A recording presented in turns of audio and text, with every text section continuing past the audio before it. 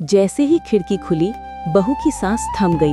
उसने देखा सामने कोई आ रहा है। उसकी नजर पड़ी सीधी कृष्ण पर और उसी क्षण कृष्ण ने अपनी गेंद हवा में उछाली। गेंद ऊपर गई, नजरें मिली और बस वो पल ऐसा था जैसे समय थम गया हो। कृष्ण तो आगे निकल गए, पर सखी का मन पीछे अटक गया। अचानक वो अटारी से नीचे भागी, सर की ओढ़नी उतारी, कमर में कस ली और लगी नाचने गाने।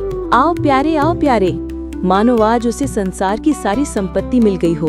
उधर सास को देर हो गई थी। घबराकर घर पहुंची तो देखा बहू कमर में ओढ़नी कसे नाच रही है। सास बोली, बहू क्या हो गया? बहू बस मुस्कुराई और बोली, आओ प्यारे। सास डर गई, दौड़कर जेठ को बुलाया। बहू उसे देखकर फिर बोली, आओ प्यारे। जेठ बोला, अरे मुझे प्यारे बोल रही है, कोई लाज शर्म है कि नहीं?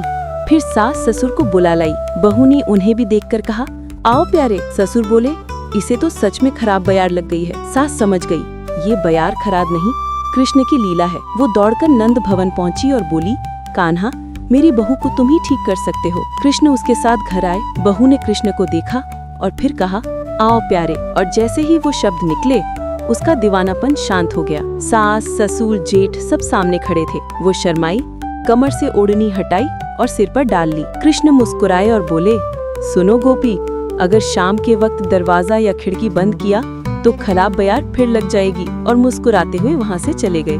तो देखा आपने दोस्तों कृष्ण की लीला। जिसको लीला अच्छी लगी वो ही कमेंट करें। राधे राधे।